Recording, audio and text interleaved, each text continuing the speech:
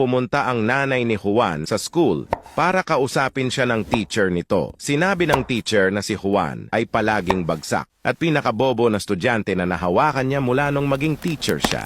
Nasaktan ang nanay ni Juan sa sinabi ng teacher kaya agad nito inalis si Juan sa school at hindi na bumalik kailanman.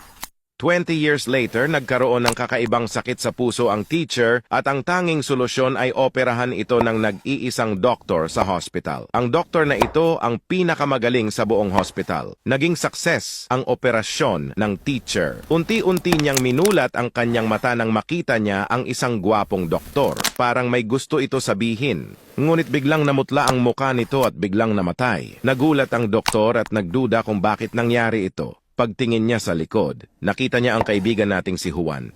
Isang janitor sa hospital at tinanggal ang saksakan ng oxygen para lang i-charge ang cellphone niya.